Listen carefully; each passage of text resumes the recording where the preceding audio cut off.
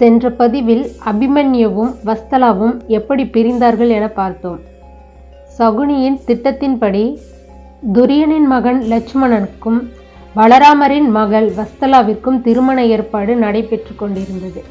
இந்த பதிவில் கிருஷ்ணர் சகுனியின் எண்ணத்தை எப்படி முறியடித்தாரு, அபிமன்யுவிற்கும் வத்சலாவிற்கும் திருமணம் ஆனதா இல்லையா, அத்தோடு சகுனியின் வாயால் சகுனியின் ஆழ்மனதில் உள்ள எண்ணங்கள் மட்டுமல்லாது பலராமரின் அற்ப ஆசையையும் எப்படி சுட்டி காட்டினார் என்பதை இந்த காணொளியில் பார்த்தெல்லாம்.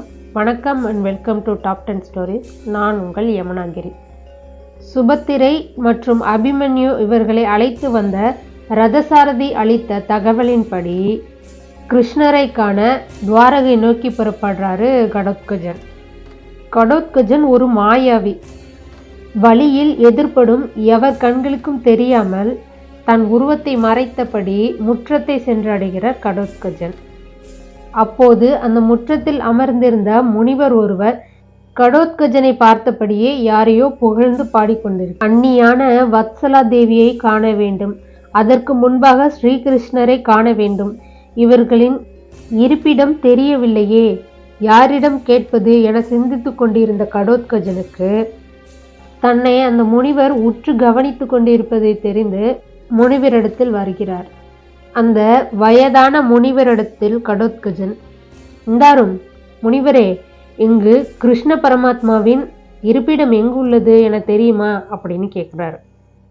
அதற்கு அந்த முனிவர், கிருஷ்ணனை உன்னால் கண்டுபிடிக்க முடியாது, அவனை காண்பதால் என்ன நற்பயன் கிடைக்கப் போகிறது, திரும்பிச் செல் அப்படின்னு சொல்றாரு. அந்த முனிவரின் வார்த்தையை கேட்டு கோபமடைந்த கடோத்கஜன், என்ன சொன்னீர்கள், இந்த துவாரகையோடு தூக்கி சென்று உங்களை சமுத்திரத்தில் மூழ்கடிப்பேன் அப்படின்னு சொல்றாரு. என்ன, துவாரகையை தூக்கி செல்வாயா? நானோ வயோதிகன், இவ்வளவு பெரிய பயில்வானிடம் எனக்கு பகை வேண்டாம் அப்பா, என்னை தூக்கி செல், நான் உனக்கு கிருஷ்ணனின் அறையை காட்டுகிறேன் என முனிவர் கூற, அதற்கு கடோத்கஜன், இப்போது சொன்னீர்களே இது ஏற்புடையது அப்படின்னு சொல்லிட்டு ஒரு கையால் அந்த முனிவரை தூக்கிறதுக்கு முயற்சி பண்ணுறாரு. முனிவர் இருந்த இடத்துலேருந்து ஒரு அடி கூட அசையவே இல்லை.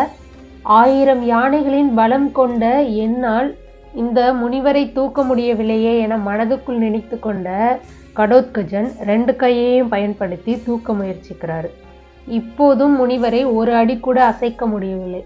அப்போது அந்த முனிவர் கேட்கிறார், என்ன கடோத்கஜா, துவாரகையை தூக்கி சென்று சமுத்திரத்தில் மூழ்கடிப்பேன் என்றாயே, என்னை உன்னால் தூக்க முடியவில்லையே அப்படின்னு கேட்குறாரு. முனிவராக வந்திருப்பவர் கிருஷ்ணர் என உணர்ந்த கடோத்கஜன் காலில் விழுந்து வணங்குறாரு. தன்னுடைய உண்மையான தோற்றத்தை அடைந்த கிருஷ்ணர் கடோத்கஜனை ஆசி கூறி அந்நியான வத்சலா தேவியின் அறையை காண்பித்து வத்சலாவை உன் ஆசிரமத்துக்கு தூக்கி செல்லும்படியும் வத்சலாவின் உருவமைப்பை கொண்டு நீ இங்கு இருந்து அந்த கௌரவர்களுக்கு பாடம் கற்பிக்க என்னுடன் துணை நிற்க வேண்டும் அப்படின்னும் சொல்றாரு. அதன்படி கடோத்கஜன் வத்சலாவை அவள் அறையிலிருந்து படுக்கையுடன் தூக்கி சென்று ஆகாய மார்க்கமாக தனது ஆசிரமத்தை அடைகிறார். சுபத்திரை மற்றும் அபிமன்யுவிடம் வத்சலாவை ஒப்படைத்துவிட்டு அங்கிருந்து சகுனியின் திட்டத்தை முறியடிக்க துவாரகை நோக்கி புறப்படுறாரு கடோத்கஜன். வத்சலாவின் உருவத்தில் இருந்த கடோத்கஜன் மணப்பெண் போல் அலங்கரித்து திருமணத்திற்கு தயாரானார். லட்சுமணன் மற்றும் வத்சலாவின் திருமணமானது திட்டமிட்ட பாண்டவர்களுக்கு எதிராக நடத்தப்படும் மறைமுக போராகும். அரசியலின் காரணமாக நடத்தப்படும் திருமணம் என்பதால் பாண்டவர்களின் நலனை விரும்பும் பீஷ்மர், குரு துரோணர், மகாமந்திரி விதுரர் இவர்கள் வந்தால் திருமண தடை ஏற்படலாம் என நினைத்த சகுனி அவர்களுக்கு அழைப்பு விடுக்காமல் இரகசியமாக துரியனின் உடன் பிறந்த 150 கௌரவர்களும் அத்துடன் துரியனின் மனைவியான பானுமதி ஆகியவர்கள் துவாரகை சென்றடைகின்றனர். திருமணமானது சுப ஓலையில் நிச்சயிக்கப்பட்டு யாகசாலையில் அனைவரும் வீற்றிருக்க மங்கள இசை முழங்க துரியனின் மகன் லட்சுமணனோ வத்சலாவின் கழுத்தில் திருமாங்கல்யம் அணிய முற்படுறாரு. வத்சலாவின் உருவத்தில் இருந்த மாயாவி கடோத்கஜன் லட்சுமணனின் கண்களுக்கு மட்டும் தென்படும்படி புலி போல் காட்சியளிக்கிறார். இதை பார்த்து பயந்த லட்சுமணன் பின் மீண்டும் திருமாங்கல்யத்தை ஏந்தி முன்வர இப்போது அவர் கண்களுக்கு நரமாமிசம் உண்ணும் பூதகியைப் போல் காட்சியளிக்கிறாள் வத்சலா. பூதகியை கண்டதும் துரியனின் மகன் லட்சுமணன் மூர்ச்சையாகி கீழே விழுந்துடுறாரு. இதை கண்ட சகுனி கோபம் அடைந்து, இவை அனைத்தும் கிருஷ்ணனின் லீலைகள் தான், அங்கிருப்பது வத்சலாவே அல்ல, அவள் ஒரு மாயாவி அப்படின்னு சொல்றாரு சகுனி. முன்கோபி பலராமர் கோபமடைய கிருஷ்ணரின் கண்ணசவை புரிந்து கொண்ட இளையவனான சாத்தகியோ யுதிஷ்டனால் பரிசாக அனுப்பப்பட்ட அந்த சக்தி பீடத்தை எடுத்து முன்வைக்கிறாரு. வஞ்சக எண்ணமும் சூழ்ச்சியும் திட்டமிட்ட அரசியல் காரணங்களும் இல்லாமல் நீங்கள் இந்த திருமணத்திற்கு ஏற்பாடு செய்யவில்லை என இந்த சக்தி பீடத்தில் ஏறி நின்று உங்கள் ஆழ்மனதில் உள்ளதை உள்ளபடியே சொல்லுங்கள் அப்படின்னு சொல்றாங்க. இதை கேட்ட துரியனும் அவர் சகோதரர்களும் சகுனியை தடுக்க, தன் மீது கொண்ட நம்பிக்கையால் சகுனி அந்த சக்தி பீடத்து மேலே ஏறி நிற்கிறாரு. இப்போது கிருஷ்ணர் சகுனியின் மட்டுமல்லாது சகுனியின் வாயால் தன் தமையனான பலராமரின் சிற்றறிவையும் கூட சுட்டி காட்டுகின்றார். சக்தி பீடத்தில் ஏறி நின்ற சகுனி, நான் உருட்டும் இந்த பகடையின் மீது ஆணையிட்டு கூறுகிறேன், சூழ்ச்சி எண்ணம் கொண்டே சூதாட்டம் நடத்தப்பட்டது. எண்ணம் போல் பாண்டவரை வனவாசம் அனுப்பினோம். எங்கள் சூழ்ச்சியை சுட்டிக்காட்ட அஸ்தினாபுரத்திற்கு வருகை தந்த நீ முறையற்ற சன்மானத்திற்கும் முறையற்ற முகஸ்துதிக்கும் மயங்கியவன். போரில் நீயும் உன் சகோதரனான கிருஷ்ணனும் பாண்டவர்களின் தரப்பில் அல்லாது எங்கள் தரப்பில் என்று போர் புரியவே லட்சுமணனுக்கு வஸ்தலாவை பெண் கேட்டோம்.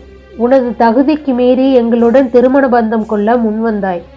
உடன் பிறந்த சகோதரி சுபத்திரையின் மகன் அபிமன்யுவிற்கு உனது புதல்வி வத்சலாவை நிச்சயித்த பிறகும் முறையற்ற சன்மானத்திற்கும் ஆஸ்திக்கும் ஆசைப்பட்டு தவறிழைத்தாய் என தனது மனதில் உள்ள அனைத்தையும் வெளிப்படுத்திய சகுனி சக்தி பீடத்திலிருந்து கீழிறங்கி என்ன செய்வதென்று தெரியாமல் விழித்தார். அதுவரை சகுனியின் சூழ்ச்சியால் கோபம் கொண்டிருந்த பலராமர் தான் செய்த காரியத்தின் குற்ற உணர்ச்சியால் வாயடைத்து நின்றார்.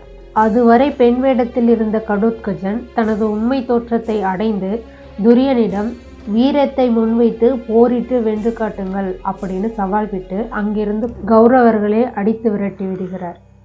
இதை கண்ட ரேவதி, யார் இவன், எனது மகள் எங்கே அப்படின்னு கேட்க, ரேவதியின் கேள்விக்கு கிருஷ்ணர், இவன் பெயர் கடோத்கஜன், பீமசேனனின் புதல்வன். சகுனியின் எண்ணங்களை உங்களுக்கு புரிய வைப்பதற்காகவே என்னால் வரவழைக்கப்பட்டான். மேலும் கடோத்கஜனின் ஆசிரமத்தில் சுபத்திரையின் தலைமையில் வத்சலா மற்றும் அபிமன்யுக்கான திருமணம் இனிதே நடந்தேறிவிட்டது. நாம் அனைவரும் அங்கு சென்று அவர்களை கௌரவித்து அழைத்து வர வேண்டும் அப்படின்னு சொல்றாரு கிருஷ்ணர். கிருஷ்ணரால் நடத்தி வைக்கப்பட்ட அபிமன்யு மற்றும் வத்சலாவின் திருமணம் மகாபாரத போருக்கு முன்பு நடந்த கதை. மகாபாரத போரின் விளைவும் தனக்கு கிடைக்க போகும் சாபமும் யாதவ குலத்தின் அழிவையும் முன்பே அறிந்த கிருஷ்ணர் அபிமன்யுவிற்கு விராடத்தின் இளவரசி உத்தரையை திருமணம் செய்து உத்தரையின் மூலமாக பாண்டவர்களின் வம்சத்தை நிலைநாட்டினார். சூதாட்டத்தில் இரு தரப்பினர் போல இரு தரப்பிலும் ஒருவராக நின்ற கிருஷ்ணரே மகாபாரதத்தில் அனைத்து காரியங்களிலும் தனது லீலைகளை நிகழ்த்தியுள்ளார். இது போன்ற மற்றொரு மகாபாரத கிளைக்கதைகளுடன் சந்திக்கலாம். அதுவரை உங்களிடமிருந்து விடைபெறுவது உங்கள் யமுனாகிரி.